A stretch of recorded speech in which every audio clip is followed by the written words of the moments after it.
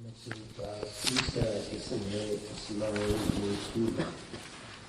اسم غیر متمکن کا تیسرا قسم ہے اسماء موصولہ. اسماء جمع ہے اسم کی، موصولہ کا معنی ہے ملایا ہوا اسم، کیونکہ اسم موصول اپنے غیر کے ساتھ ہمیشہ ملایا جاتا ہے. تیسرا قسم ہے اسم غیر متمکن کا اسماء موصولہ. اسماء جمع ہے اسم کی اور موصولہ کا معنی ہے ملایا ہوا اسم، کیونکہ اسم موصول اپنے غیر کے ساتھ ہمیشہ ملایا جاتا ہے. اسم موصول کی تعریف: اسم موصول وہ اسم ہے جو بغیر عائد اور صلہ کے جملے کا جز تام نہ بنے. اسم موصول وہ اسم ہے جو بغیر عائد اور صلہ کے جملے کا جز تام نہ بنے. اسم موصول وہ اسم ہے جو بغیر عائد اور صلہ کے جملے کا جز تام نہ بنے. جملے کے جز تام نہ بننے کا معنی یہ ہے کہ بغیر صلہ کے وہ فاعل یا مفعول یا مبتدا یا خبر نہ بن سکے. اسم موصول وہ اسم ہے جو بغیر صلے کے جملے کا جز تام نہ بنے. بغیر صلہ اور عائد کے جملے کا جز تام نہ بنے. جز تام سے مراد ہے کہ فاعل مفعول مبتدا نہ بنے. اسم موصول جو ہے یہ ایسا اسم ہے کہ جو مرکب مفید کو غیر مفید بناتا ہے. مرکب مفید کو غیر مفید بناتا ہے. اسم موصول جو ہے وہ مرکب مفید کو غیر مفید بناتا ہے. مثلا ایک آدمی کہتا ہے ذهب زید الى ملتان. ذهب زید الى ملتان یہ جملہ خبریہ ہے یا مرکب مفید ہے غیر مفید ہے؟ مرکب مفید ہے. اچھا، اب جب اس سے پہلے اگر اسم موصول آ جائے تو وہ اس مرکب مفید کو غیر مفید بنا دیتا ہے. مثلا الذی ذهب الى ملتان.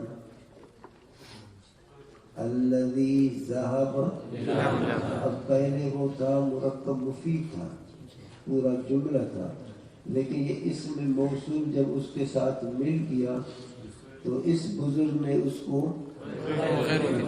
کہا کہ چھٹی کریں، گھر چلیں، اب سال پورا ہو گیا ہے. ایسے میں اس کو جو ہے کیا بنا دیا؟ غیر مفید بنا دیا. الذی ذهب الى ملتان. ابھی الذی اس کے ساتھ جب ملا اس کا مطلب ہے کہ وہ آدمی جو ملتان چلا گیا ہے.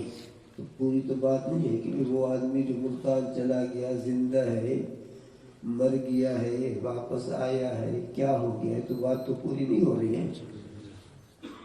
اب اس میں موصول اپنے صلہ اور عائد کے ساتھ مل کر اب یہ جملے کا جز تام بنتا ہے. اب یہ الذی پورے جملے کے ساتھ ملا. اب مثلا اس سے پہلے تم رجع لگا دو، رجع الذی ذهب الى ملتان. اب یہ الذی اپنے صلے کے ساتھ مل کر رجع کے لیے کیا بنا؟ فاعل بنا. تو اسم موصول وہ اسم ہے جو بغیر صلہ اور عائد کے جملے کا جز تام نہ بنے. یعنی اسم موصول اپنے صلہ اور عائد کے بغیر کسی کے لیے فاعل بنے یوں نہیں ہے، جب تک کہ اس کا صلہ اس کے ساتھ نہ ملا ہو. صلے کے بغیر نہ وہ فاعل بن سکتا ہے نہ مفعول بھی بن سکتا ہے، نہ مبتدا بن سکتا ہے، نہ خبر بن سکتا ہے۔ اس میں موصول کے بعد والے جملے کو صلہ کہتے ہیں، اور بعد والے جملے کے لیے جملہ خبریہ ہونا شرط ہے کہ وہ جملہ خبریہ ہو، پھر چاہے اسمیہ ہو چاہے فعلیہ ہو، لیکن وہ جملہ خبریہ ہو، انشائیہ نہ ہو۔ اب اسم موصول کی اب یہ تعریف کرو گے۔ اسم موصول وہ اسم ہے جو بغیر صلہ اور عائد کے جملے کا جز تام سے مراد فاعل، مفعول بھی، مبتدا، خبر۔ اسم موصول کے بعد والا جو جملہ ہے اس کو کہا جاتا ہے اس کے لیے صلہ، اور اس جملے کے لیے خبریہ ہونا ضروری ہے، پھر چاہے اسمیہ ہو چاہے فعلیہ ہو، اور اس میں ایک ضمیر کا ہونا ضروری ہے۔ عام طور پر وہ ضمیر غائب کی ہوتی ہے، وہ ضمیر جو ہے لوٹری کی ماقبل کی طرف، اس کو عائد کہا جاتا ہے، اس کو کہا جاتا ہے اس میں موصول ہے الذی، اللذان، الذین، اللتی، اللتان، اللتین، اللاتی، اللائی، اللواتی، وما، ومن، وأی، وأیۃ، اور الف لام اسم فاعل اسم مفعول میں بمعنی الذی کے، اور ذو بھی بمعنی الذی کے۔ تو اس میں موصول وہ اسم ہے جو بغیر صلہ اور عائد کے جملے کا جز تام ہے۔ ابھی جو صلہ بننے والا جو جملہ ہے کبھی وہ صراحتاً ہوتا ہے، اور کبھی وہ تعبیراً ہوتا ہے، اور کبھی وہ تقدیراً ہوتا ہے۔ اس میں موصول کے بعد والا جو جملہ ہے جس کو صلہ کہتے ہیں، وہ صلہ بننے والا جملہ کبھی صراحتاً لفظوں میں ہوتا ہے، اور کبھی وہ تعبیراً ہوتا ہے، اور کبھی وہ تقدیراً ہوتا ہے۔ مثلا وہ جملہ صراحتاً ہو، اس کی مثال جیسے جاء الذی ضربک، جاء الذی ضربک، یا جیسے پہلے مثال میں نے دی رجع الذی ذهب الى ملتان، اب رجع الذی ذهب الى ملتان، ذهب الى ملتان صلہ بننے والا جملہ ہے اور صراحتاً موجود ہے۔ جاء الذی ضربک، اب ضربک یہ جو ہے صلہ بننے والا جملہ ہے، اور یہ جملہ بولو صراحتاً موجود ہے۔ اب ترکیب کرو گے، جا سیغہ واحد مذکر غائب، الذی اسم موصول بمع صلہ خیش، خیش کا معنی اپنا، اپنے صلے کے ساتھ مل کر فاعلش مرفوع محلاً، فاعلش مرفوع محلاً۔ اب الذی اسم موصول ہے، ضرب کا یہ سارا جملہ اس کے لیے صلہ ہے۔ اب یہ جملہ من حیث الجملہ یہ مبنی ہے۔ اب اس کے اجزاء جو ہے کچھ معرب کچھ مبنی ہوتے ہیں، لیکن یہ سارا جملہ جو اب الذی کے لیے صلہ بنے، اس کا کوئی اعراب نہیں ہوتا ہے کہ بھئی مرفوع محلاً صلہ برائے موصول یا منصوب محلاً یا مجرور، کچھ بھی نہیں بس۔ اب الذی اسم موصول بغیر اپنے صلے کے ماقبل والا جو جملہ جاء ہے اس کے لیے کچھ بھی نہیں بنے گا جب تک کہ اس کے ساتھ اس کا صلہ جملہ نہ ملا ہو۔ صرف کہو جاء الذی، اب یہ الذی اس کے لیے فاعل نہیں بنے گا۔ صرف کہو رأیت الذی، اب الذی اس کے لیے مفعول نہیں بنے گا، جبکہ تم کہو رأیت الذی ضربک امسی، میں نے اس آدمی کو دیکھا جس نے کل تمہیں مارا تھا۔ جب تک کہ صلہ اس کے ساتھ نہ ملا ہو تو وہ جملے کا جز تام نہیں ہوتا ہے۔ اب جاء فعل ہے، الذی اسم موصول بما صلہ خیش فاعلش مرفوع محلاً، صرف الذی اسم موصول فاعل نہیں بلکہ الذی بما اپنے صلے کے ساتھ مل کر اس کے لیے فاعل۔ اب یہ دیکھو صراحتاً یہ جملہ جو صلہ کرنے والا جملہ ہے صراحتاً موجود ہے۔ اور کبھی جو ہے وہ صراحتاً موجود نہیں ہوتے، جیسے کہ جاء الزارب، جاء الزارب آیا ہے وہ آدمی. اب یہ زارب چونکہ شبہ جملہ ہے، یہ صراحتاً تو جملہ نہیں ہے، لیکن یہ زارب یہاں بمانے ضرب کے ہے، زارب بمانے ضرب کے ہے، اور بمانے الذی کے، زارب بمانے ضرب کے. تو اب اس میں موصول کے بعد جو صلہ بننے والا جملہ ہے وہ تعویلاً موجود ہے، صراحتاً موجود نہیں ہے. یا وہ صلہ بننے والا جملہ جو ہے وہ تقدیراً ہو، وہ کیا ہے؟ تقدیراً ہو. جیسے کہ اس کی مثال ہے جاء الذی عندک یا جاء الذی فی الدار. اب یہ الذی اس میں موصول ہے، اب یہ فی الدار جو ہے یہ ثبت کے متعلق ہو کر پھر اس کے لیے صلہ بنے گا. اب یہ ثبت جو ہے نہ صراحتاً جملہ ہے نہ کیا ہے تعویلاً جملہ ہے، بلکہ یہ مقدر ہے، تقدیراً کیا ہے جملہ ہے. تو اس میں موصول وہ اسم ہے جو بغیر صلہ اور عائد کے جملے کا جزء تام نہ بنے. اس میں موصول اپنے صلے کے ساتھ مل کر وہ اس میں موصول جو ہے وہ اس میں موصول وہ مرکب مفید کو غیر مفید بناتا ہے، وہ مرکب مفید کو غیر مفید بناتا ہے. وہ پورے جملے کو ساتھ مل کر اب معقول والے جملے کے لیے اس کو ایک جز بنائے گا. مثلا جاء الذی ضربک، اب الذی نے ضربک کو غیر مفید بنا کر جا کے لیے فاعل مسند الیہ بنا دیا. مسند الیہ جملے کا ایک جز ہوتا ہے. اس میں موصول وہ اسم ہے جو بغیر صلہ اور عائد کے جملے کا جزء تام نہ بنے. جزء تام سے مراد ہے فاعل، مفعول بھی، مبتدا، خبر. پھر وہ صراحتاً جو جملہ بننے والا، صلہ بننے والا جو جملہ ہے وہ کبھی صراحتاً موجود ہوتا ہے، کبھی تعویلاً، کبھی تقدیراً. صراحتاً موجود ہو جیسے جاء الذی ضربک، یہ صراحتاً کیا ہے موجود ہے. یا تعویلاً ہو جاء الضارب، اب یہ بمانے الذی کے، ضارب بمانے ضرب. یا وہ صلہ بننے والا جملہ جو ہے صراحتاً موجود نہ ہو بلکہ تقدیراً ہو، جیسے جاء الذی فی الدار، جاء الذی عندک، یعنی اصل میں ہے جاء الذی ثبت فی الدار یا جاء الذی ثبت عندک. اب یہ ثبت کے ساتھ مل کر الذی کے لیے صلہ موصول مل کر اب یہ جملے کا ایک جز بنے گا، فاعل بنے گا.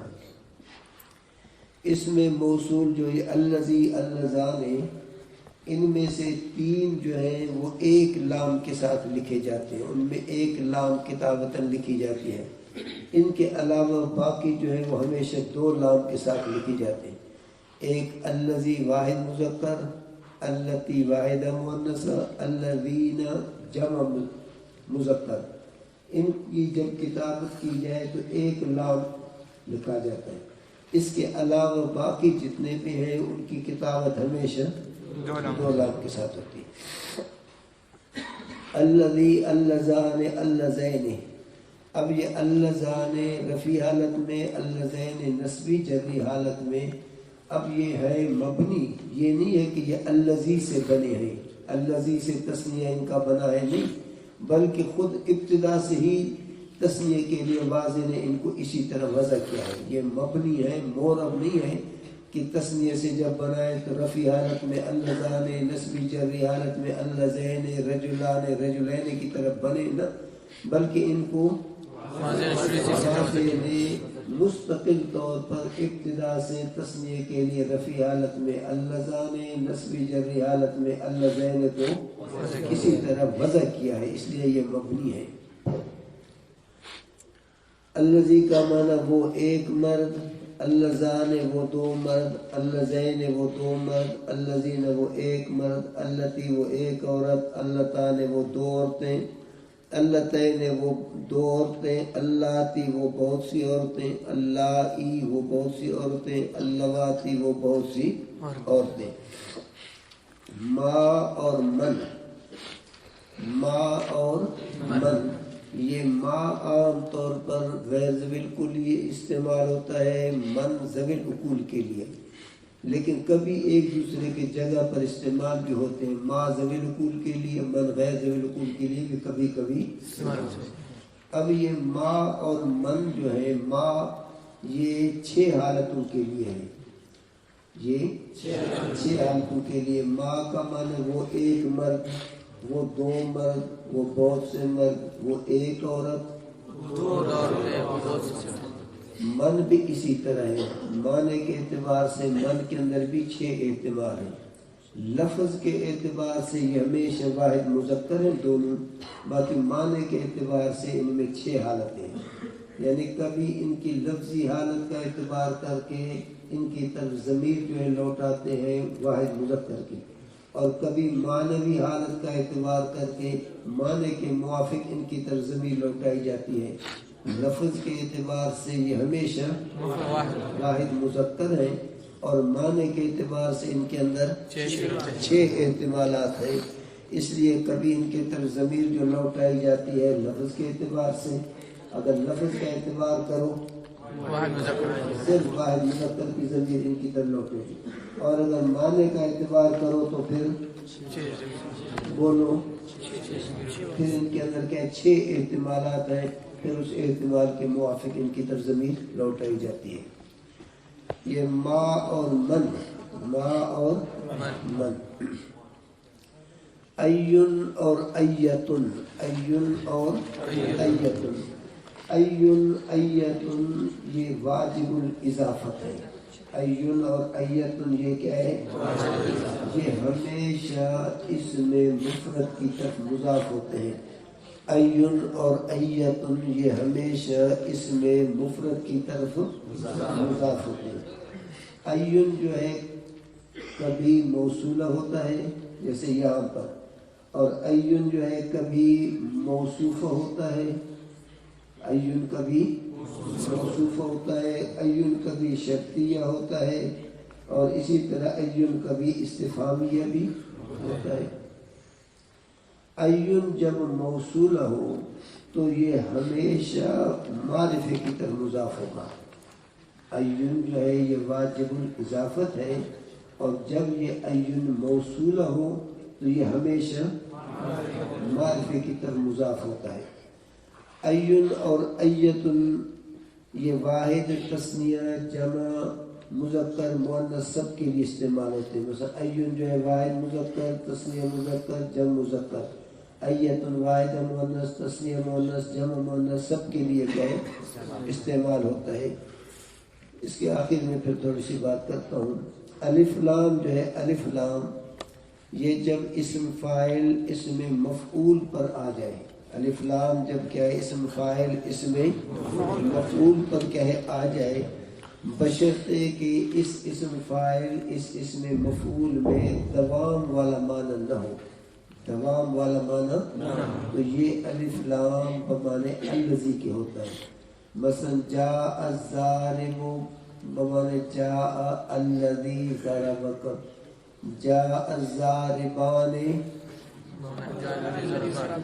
اللذان ضربا، جاء الذین جاء الضاربون جاء الذی ضربوا۔ اسم فاعل اسم مفعول پر جب الف لام آ جائے، ال آ جائے، اس سے کہ معین افراد مراد نہ ہو، یعنی عہد کا بھی نہ ہو، اور اسم فاعل سے دوام والا معنی بھی مراد نہ ہو، تو یہ ال اسم موصول کے معنی میں۔ اب صیغہ واحد مذکر کا ہے تو ال بمعنی الذی کے ہوگا، صیغہ تثنیہ مذکر کا ہے تو ال بمعنی اللذان کے ہوگا، اگر صیغہ جمع مذکر کا ہے تو ال بمعنی الذی نہ کہ ہوگا. صیغہ واحد مؤنث کا ہے الضاربۃ ہے، القاتلۃ، الشاربۃ، تو البمانے التی کے ہوگا. صیغہ تثنیہ مؤنث کا ہے تو البمانے اللتان، صیغہ جمع مؤنث کا ہے تو البمانے اللتی. اور اس وقت پھر ضروری ہے کہ یہ اسم فاعل فعل ماضی معلوم کے معنی میں ہو. اسم فاعل جو ہے اس وقت فعل ماضی معلوم کے معنی میں اس کو کیا جائے گا. مثلا الضارب بمعنی الذی ضرب کے کیا جائے گا، چونکہ فعل کے اندر تجدد ہوتا ہے، دوام نہیں ہوتا ہے، تو اس لیے اس اسم فاعل کو پھر فعل کے معنی میں کرنا پڑے گا تاکہ اس کے اندر بھی دوام والا معنی نہ ہو. اسم مفعول ہے تو اس پر جب ال آ جائے تو وہ بھی اسی طرح صیغہ واحد مذکر کا ہے تو البمانے الذی کے، مثلا المضروب بمانے الذی ضرب کے ہوگا. المضروبان ضربا کے ہوگا. المضروبون الذین ضربی کو ہوگا. لیکن اس مفعول کو ماضی مجہول کے معنی میں کرنا پڑے گا تاکہ اس کے اندر دوام والا معنی نہ ہو. باقی صفت مشبہ کے ابتدا میں جب ال آ جائے وہ ال جو ہے موصول کے معنی میں نہیں ہوتا ہے، کیونکہ صفت مشبہ کے اندر دوام والا معنی ہوتا ہے. الشریف، اب اس کے اندر شرافت ہمیشہ ہے. الکریم کے اندر سخاوت ہمیشہ ہے، اس لیے وہاں ال جو ہے بمعنی الذی کے نہیں کیا جاتا ہے. الف لام بمعنی الذی در اسم فاعل و اسم مفعول، چون الضارب والمضروب، چون الضارب والمضروب بمعنی الذی ضرب الذی ضرب کے.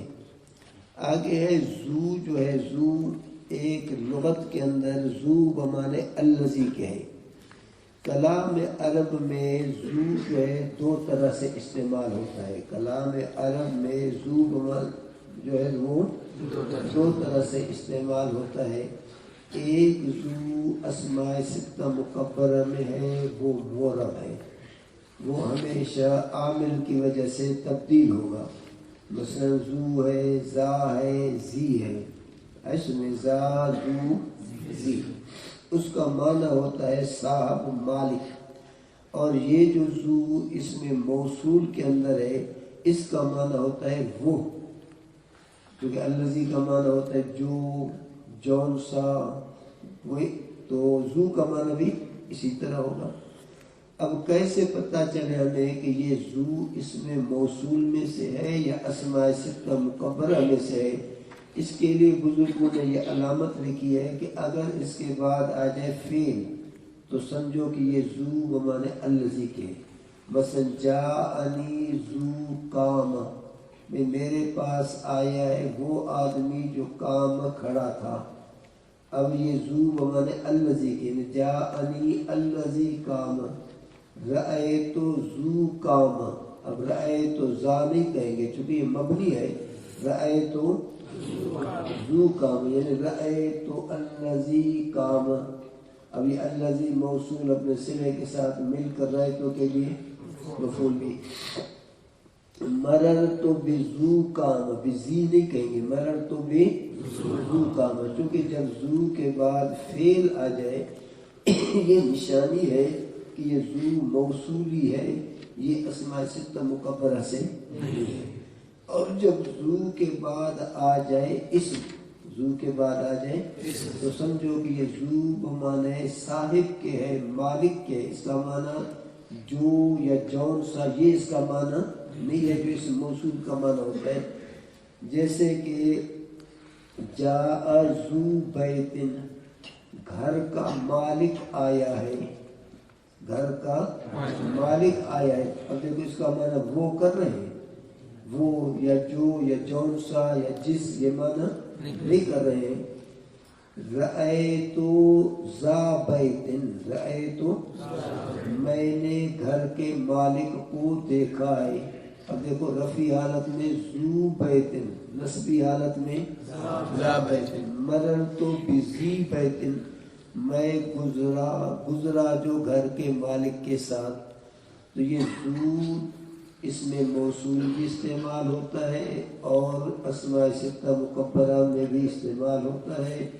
جب اس میں موصول ہو تو اس کا معنی ہوتا ہے جو، جون سا، وہ، یہ معنی ہوتے ہیں اس کے، اور جب یہ اسماء ستہ مکبرہ سے ہو تو اس کا معنی ہوتا ہے مالک، صاحب۔ اب کیسے پتہ چلے کہ یہ اس میں موصول ہے یا اسماء ستہ مکبرہ سے ہے؟ اس کے لیے بزرگوں نے یہ نشانی لکھی ہے کہ اس کے بعد اگر آ جائے فعل تو سمجھو کہ یہ اسماء موصولہ سے ہے اور یہ مبنی ہے، ہر حالت میں یہ ذو ہی ذو رہے گا، چاہے عامل رافع ہو، ناصب ہو، جار ہو، جو بھی ہو، لیکن یہ ذو رہے گا۔ اور اگر کیا ہے اس کے بعد اسم آ جائے تو یہ اسماء ستہ مکبرہ سے ہے، پھر عامل کی وجہ سے یہ تبدیل ہوگا۔ عامل رافع ہے تو ذو واو کے ساتھ پڑھیں گے، عامل ناصب ہے تو زا الف کے ساتھ پڑھیں گے، عامل جار ہے تو پھر یہ زی یا کے ساتھ پڑھیں گے۔ آگے ہے این اور ایتن۔ این اور ایتن جب یہ اس میں موصولہ ہو، استفہامیہ، شرطیہ، بلکہ جب یہ موصولہ ہو تو پھر ان کی 4 حالتیں ہیں۔ 4 حالتوں میں سے 3 حالتوں میں وہ معرب ہے۔ معرب کا معنی ہے کہ عامل رافع ہوا تو این پڑھیں گے، عامل ناصب سے این، عامل جارہ سے این پڑھیں گے، اور مبنی والی صورت میں چاہے عامل رافع ہو، ناصب ہو، جو بھی ہو، یہ ہمیشہ ایو ہی رہے گا، مبنی پر ضم کر کے پڑھا جاتا ہے۔ اب این اور ایتن کی کتنی حالتیں ہیں؟ 4۔ پہلی صورت یہ ہے کہ اس کا مضاف الیہ بھی نہ ہو اور صدر صلہ کیا ہے؟ مذکور ہو۔ صلہ کہتے ہیں بعد والے جملے کو، اور اس جملے کا پہلا جو جز ہے وہ ضمیر ہو تو اس کو کہا جاتا ہے صدر۔ پہلا جز ضمیر ہو تو اس کو کہا جاتا ہے صدر۔ اب پہلی صورت یہ ہے کہ مضاف الیہ مذکور نہ ہو اور صدر صلہ مذکور ہو، تو اس صورت میں بھی یہ معرب ہے۔ مثلا جاء ایٌ هو قائم۔ اب دیکھو مضاف ہے، اس کا مذکور نہیں ہے، لیکن صدر صلہ مذکور ہے، چونکہ بعد والا سارا جملہ اس کے لیے صلہ بنے گا، هو قائم سارا جملہ اس کے لیے صلہ بنے گا، تو اس صورت میں یہ معرب ہے۔ عامل اگر رافع ہے رفع دے کر پڑھیں گے، عامل اگر ناصب ہے تو نصب دے کر، مثلا رأیت این هو قائم۔ اب دیکھو این نصب کے ساتھ پڑھ رہے ہیں، اگر عامل جو ہے جارہ ہو تو پھر جب دے کر پڑھیں گے، مررت بأین هو قائم۔ تو پہلی صورت یہ ہے 4 صورتوں میں سے کہ مضاف الیہ مذکور نہ ہو، صدر صلہ مذکور ہو۔ دوسری صورت یہ ہے کہ مضاف الیہ مذکور نہ ہو اور صدر صلہ بھی مذکور نہ ہو۔ مضاف الیہ بھی مذکور نہ ہو، یعنی مذکور نہ ہو، باقی نیت میں تو ہوگا لیکن لفظوں میں نہیں ہے۔ مثلا جاء ایٌ قائم، جاء ایٌ قائم۔ اب اس کا صدر صلہ ضمیر مرفوع منفصل ہے جو یہاں محذوف ہے، لفظوں میں موجود نہیں ہے۔ رأیت این قائم، مررت بأین قائم۔ اب دیکھو عامل رافع ہے تو رفع دے کر پڑھ رہے ہیں، عامل ناصب ہے نصب دے کر، عامل جارہ ہے جار۔ اگر یہ مؤنث ہو ایتن ہو تو پھر بھی جا کو جاءت کرو گے، مثلا جاءت ایٌ ہی قائمۃ، رأیت ایتن ہی قائمۃ، مررت بأیۃ ہی قائمۃ۔ جاء ایٌ قائم، دوسرے میں جاءت ایۃ قائمۃ۔ اب ہی ضمیر یہاں کیا ہے؟ بولو۔ تیسری صورت یہ ہے کہ مضاف الیہ بھی ہو، صدر صلہ بھی ہو، مضاف الیہ بھی ہو، صدر صلہ بھی ہو، مضاف الیہ بھی ہو، صدر صلہ بھی ہو۔ جیسے جاء ایہم، جاء ایہم، دیکھو مضاف الیہ مذکور ہے، جاء ایہم ہوا قائم، اب ہوا قائم صدر سیلہ میں مذکور ہے. رأیت ایہم ہوا قائم، مررت بایہم ہوا قائم، مضاف الیہ بھی ہے صدر، اس صورت میں بھی یہ مورب ہے. اب صرف ایک صورت میں مبنی تھا، اس لیے کتاب والے نے اس کو مبنیات میں ذکر کیا. وہ یہ ہے کہ مضاف الیہ اس کا موجود ہو، صدر سیلہ موجود نہ ہو. مضاف الیہ اس کا موجود ہو، صدر سیلہ موجود نہ ہو. مضاف الیہ اس کا مذکور نہ ہو، صدر سیلہ، جیسے جاءنی مضاف الیہ مذکور ہو، صدر سیلہ اس کا مذکور نہ ہو. جیسے جاءنی ایہم قائم، اب دیکھو مضاف الیہ تو ہے، صدر سیلہ اس کا مذکور نہیں. مضاف الیہ ہے، صدر سیلہ مذکور ہے. اس صورت میں یہ مبنی پر ضم کر کے پڑھا جاتا ہے. جیسے جاء ایہم قائم، رأیت ایہم قائم، مررت بایہم قائم. اس صورت میں یہ مبنی پر ضم کر کے پڑھا جاتا ہے. اس صورت میں جیسے قرآن پاک کے اندر ہے ثم لننزعن من كل شیعة ایہم اشد علی الرحمن عتیا. اب دیکھو ایہم مضاف الیہ مذکور ہے لیکن صدر سیلہ مذکور نہیں. اب یہ ماقبل کے لیے بن رہا ہے مفعول، لیکن چونکہ مبنی ہے اس لیے عامل کا اس کا پر کوئی اثر نہیں ہوگا. عامل رافع ہو بھی ایہم، عامل ناصب ہو بھی ایہم، عامل جار ہو بھی ایہم. اب سوال ہوتا ہے کہ اسماء اشارات، اسماء موصولات یہ مبنی الاصل کے ساتھ کس چیز میں مشابہت رکھتے ہیں؟ اسماء اشارات، اسماء موصولات غیر متمکن ہے، تو غیر متمکن وہ ہے جو مبنی الاصل کے ساتھ، اب ضمائر جو ہے وہ مبنی الاصل کے ساتھ مشابہت رکھتے ہیں احتیاجی میں. اب یہ اسماء اشارات، اسماء موصولات یہ جو مبنی ہے یہ مبنی الاصل کے ساتھ کس چیز میں مشابہت رکھتے ہیں؟ تو جواب یہ ہے کہ یہ مبنی الاصل کے ساتھ احتیاجی میں مشابہت رکھتے ہیں. یہ مبنی الاصل کے ساتھ جیسے اسماء اشارات اپنے معنی کو ادا کرنے میں مشار الیہ کے محتاج ہیں، اسی طرح اسماء موصولہ بھی اپنے معنی کو ادا کرنے میں صلہ کا محتاج ہے، کیونکہ بغیر صلہ کے اس کی کوئی حیثیت نہیں ہے، تو اپنے معنی کو یہ ادا کرنے میں صلہ کا محتاج ہے. تو یہ مبنی الاصل کے ساتھ احتیاجی میں مشابہت رکھتے ہیں.